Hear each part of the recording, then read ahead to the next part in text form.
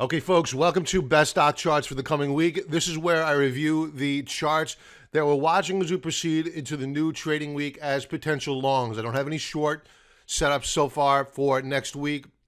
Everything is looking to the long side. It's stock charts that I like. Before we get into the charts, I want to talk about tomorrow night. I do a live stream every Sunday night, 6 p.m. Eastern Standard Time. That's where we can discuss these charts in further detail. So join me. There'll be a link below in the video description area. If you're watching this on YouTube, if you're watching it on the website, just simply look below, and you'll also see a link to YouTube where you can click on it, and it'll prompt you to become a subscriber on YouTube. That way you'll get alerted when I go live just by clicking that little bell that's on YouTube. You can, and also to get notified of when we go live, I send out a 15-minute alert right before we go live. Just simply enter your email address anywhere on the website at thecontrariantrader.com. One of those annoying pop-up boxes will probably prompt you for an email address or some download or whatnot. Just enter your email address. I send out the alerts to everybody on our email list. If you're currently on our email list or are a subscriber, don't enter your email again. I already have you. You'll get a 15-minute alert sent out in advance. Members, I've already done the week ahead commentary. That's where we review the health of the overall markets from a weekly perspective. I also do a deep dive into our focus stocks. Right now, I'm going to do a high-level view of the focus stocks for the coming week. However, on the week ahead commentary, I do a deep dive. We talk about entry strategies and exit strategies. Also, we talk about our positions that we are currently holding. What are we going to do with them? Are we going to add to them? Are we going to lighten up, etc.? Now, how did we do last week? That should be a question that you should be asking every single week. How did we do? Early on in the week, our gold mining stocks and silver were weak. They rallied back. They closed the week out weak. Our strategy of late has been, as we enter this consolidation range on the gold miners, what we've been doing is selling premiums, selling covered calls, and generating cash flow. That strategy has been very, very profitable, and we did more of that on Friday as a hedge against more downside risk for our gold mining trade, which happens to be NUGT. No shock, everybody knows that. And we will look to cover that position, scalp profits on a continuation move lower down to support. I discussed where that support level is on the week ahead commentary. So members, again, a lot of this, pretty much all of about what you're going to see right now is on the week ahead commentary. So this is a bit redundant. I'm not going to do the daily charts right now. I'm just going to go a higher level view weekly and maybe a couple of monthly charts. So let's get to it. First chart up is Apache. Now, Apache has been lagging the XLE, the energy sector. And you can see on this weekly chart, we gapped down last week. I'm not sure the news why, and I really don't care. All I care about is the price action. You could see that we rallied back to close back above support. So this is critical support. We'll be eyeballing the shares next week. Now, normally, I really wouldn't pay too much attention to APA, but the energy sector broke out last week, and it can't be ignored. So we want to be cognizant of the fact that the major parent index is breaking out. I think that APA, which traditionally, and I have a chart here, let's bring it up, which traditionally, yeah, this is a daily chart. Let's go to change this to a weekly. It trades in tandem. Overlaid here in black, I have the XLE. That's the energy sector ETF. And you can see that for the most part, they trade in tandem. But of late, you're seeing a divergence, meaning we have been moving higher on the XLE, putting in higher lows, but no higher highs yet. Whereas APA has just been putting in lower highs, and we're trying to find a bottom here. All right, this $20 per share mark is critical. I'm not a big believer in triple bottoms, but this may be one. They're very rare. So we're keeping an eye on this setup for APA in the coming week. And again, I did a deeper dive on the daily charts and strategy with members on the week ahead commentary. Again, members, if you're watching this, it's on the members area already for your viewing pleasure. So next chart up, gosh. Sticking with the theme, this is a leveraged ETF. If you don't want the volatility, simply go with the XLE. Gush puts you long. It's a leveraged ETF putting you long of the oil and gas exploration sector and the production sector.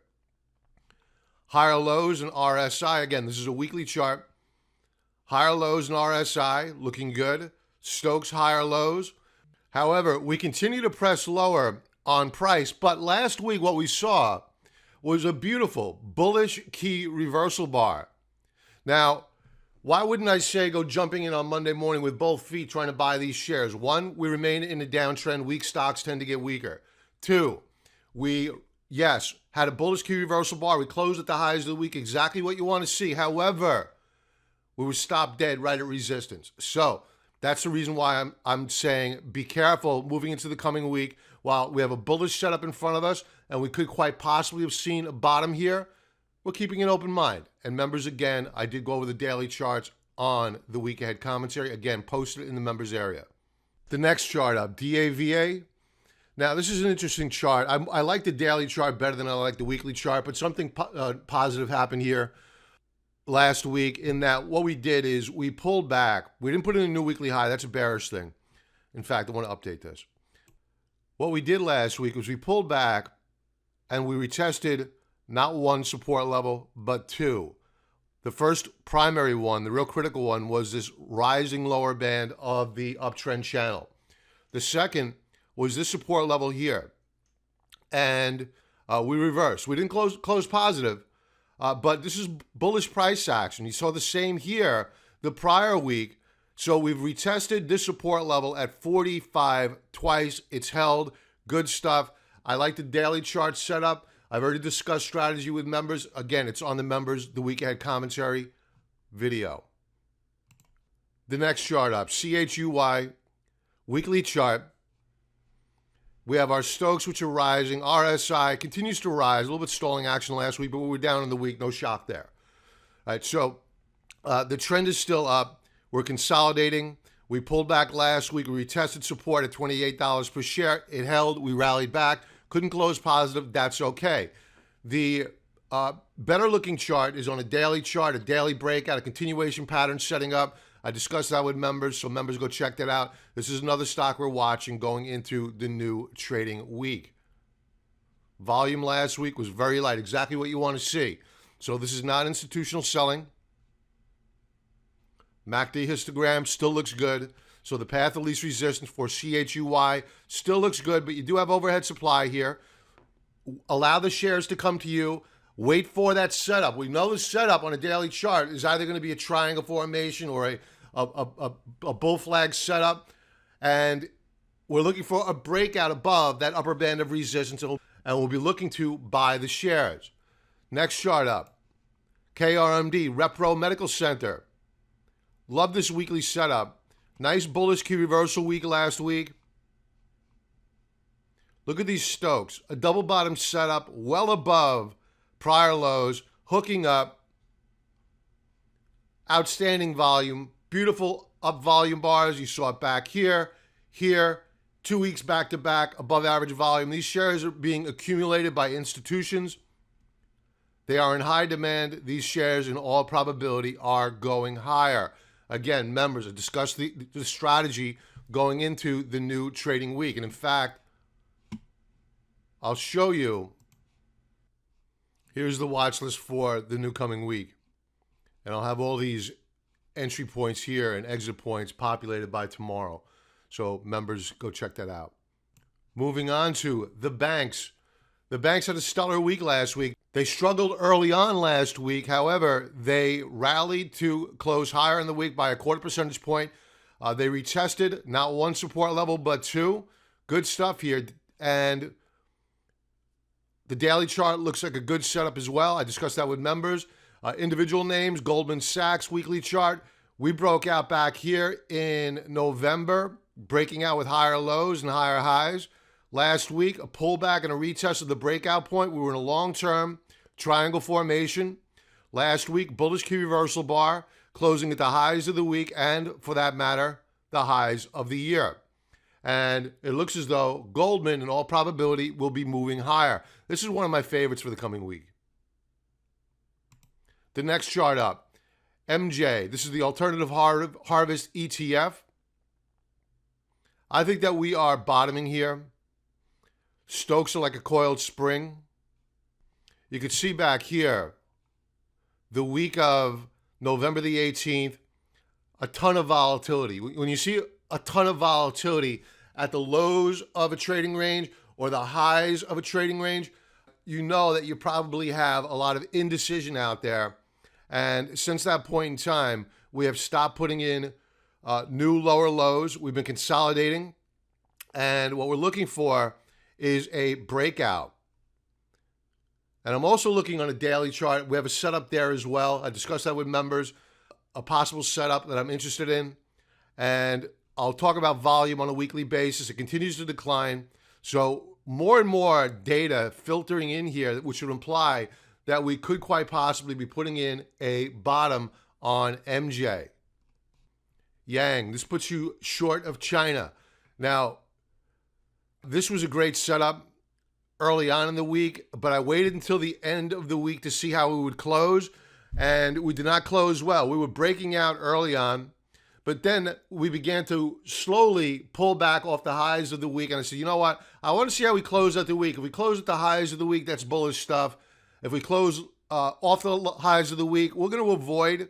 And I watched the daily chart. The daily chart was setting up 2 consecutive days, Wednesday, Thursday, consolidation along support. Then on Friday, it tanked and broke support. So I have an idea of where I would like to get re-involved with it or involved with it. I didn't even trade it. So it's at either A, a lower price point where I would begin to build a position, or B, a breakout to new higher highs and a recapture of support, which is broken on Friday. But right now, I'm watching it. I have no plans on Monday to go jumping in here and buying with both feet unless the shares come to us. They really need to come to us. Now, looking at the weekly chart, you can see that we broke out here the week of November the 11th, consolidating, bearish key reversal the week prior. We attempted to break out of this consolidation last week. Again, rejected.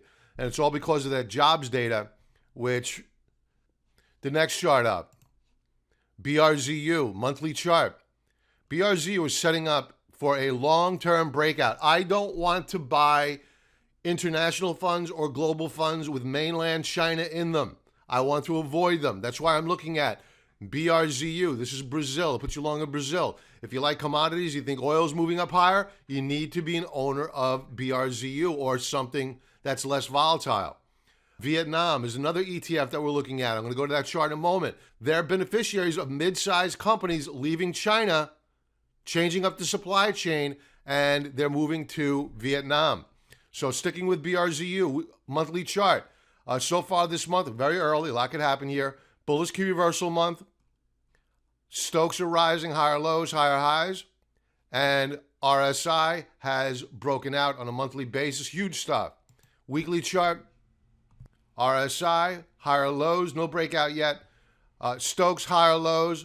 We broke out last week on price above the 27.50 level.